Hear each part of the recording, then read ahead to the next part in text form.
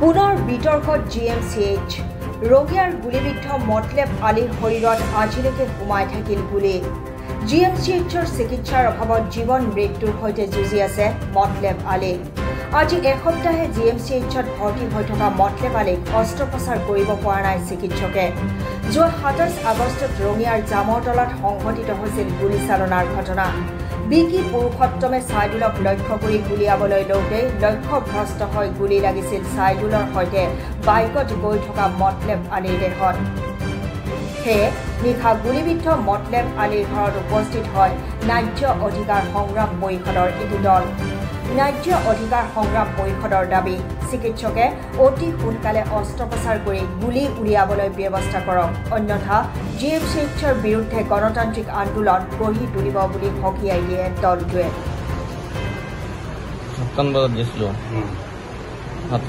গুলি ছাইডৰ পৰা যায় এই দলং এখন পাই পাৰাইছো পিছফালৰ পৰা ডাঙৰ কিবা আৱাজ ওলা কিবা হ'ল গাড়ীখন কিবা খেদিলাক চাইডলে চাইডলে ৰখে যোৱাৰ পিছত সেই পেচা যেতিয়া জ্বলাইছে সেই জ্বলাৰ পিছত চাইডে গুলি লাগছে তাক ক'লে চা আমি তাতে গুলি লাগছে তাত দিলে তাৰমানে লগ ধৰিলে বাবু তাতে এটা খোৱা হ'ব বতা গৈছে এনেকৈ ধৰিলো আগে পিছে গাড়ী কোনে চলাই আছিল বাইক চাইডলে চলি আছে পিছফালে আছিল মই পিছফালে বহি আছোঁ এটাই গুলি লাগছিল এটাই লাগছে নেকি এটাই দাগি আহিছে ক'ত গৈ আছিল দুয়োজনে বতা গৈছে আহোঁতে হ'ল না যাওঁতে হৈছে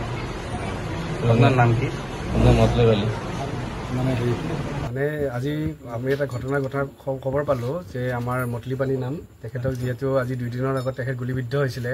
এজন CRPৰ এক্স জোৱান বুলি শুনে CRP জোৱান ন CRP জোৱান তেখেতে বিকি পুৰোহিতৰ নাম বোলে এজনে আচলতে তেখেতক যিহেতু গুলিয়াইছে বুলি আমি শুনা পালোঁ আৰু সেইক লৈ আজি তেখেতসকলৰ ঘৰলৈ আহিলোঁ কিন্তু ইয়াতে আজি আহি কিনে যিখিনি কথা গম পাইছোঁ আচলতে মন চুই গৈছে মানে এনেকুৱা এটা মানে অৱস্থা হৈছে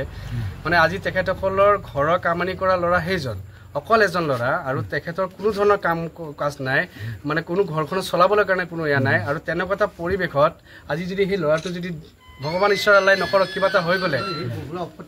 ভগৱান ঈশ্বৰ আল্লাই নকৰক কিবা এটা যদি হৈ যায় তেতিয়াহ'লে ঘৰখন চলাব কোনে কিন্তু তাৰ মাজতে আমি এটা বস্তু দেখা পাইছোঁ যে তেখেতক আমি যিখিনিলৈ গম পালোঁ তেখেতক আজি 3 দিন 4 দিন বোলে হৈ গ'ল অপাৰেশ্যন কৰাবলৈ বোলে 3 দিন 4 দিন লাগিলে এতিয়া আমাৰ এটা কথা যে মুখ্যমন্ত্ৰী ডাঙৰীয়াটো কৈ থাকে যে GMC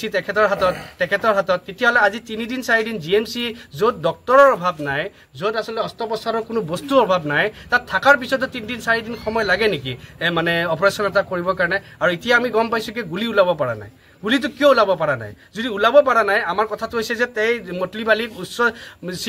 চিকিৎসা দিবলৈ কাৰণে বাহিৰত পঠাব লাগিব আমাৰ দাবী আমি ন্যায্য অধিকাৰ সংগ্ৰাম পৰিষদৰ পৰা আমাৰ দাবী আছে যে তেখেতৰ উচিত যে ভাল উত্তম মানে তেখেতৰ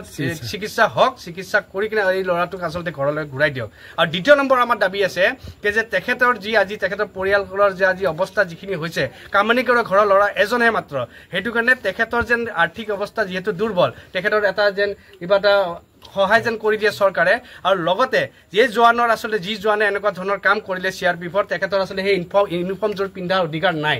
আৰু একদম কথা তেখেতক যেন হয়তো ফাঁচি কৰি দিয়ক নহ'লে এনকাউণ্টাৰ কৰক আমাৰ কথাটো সেইটো আৰু তেখেতৰ চাকৰিটো কাটি কিনে মই ভাবোঁ কি যে এই পৰিয়ালৰ কোনোবা এজন যুৱকক চাকৰিটো প্ৰদান কৰিব লাগে কাৰণ তেখেতৰ আৰ্থিক হিচাপে বিৰাটেই দুৰ্বল আচ্ছা তেখেতৰ এজন জোৱান আচলতে মই যিমানখিনিলৈ গম পাইছোঁ তেখেত আচলতে চাকৰিৰ পৰা ছুটীত আহিছিলে ছুটীত আহি কিনে এইজন জোৱানে হাতত আচলতে মাৰণাস্ত্ৰ পালে ক'ত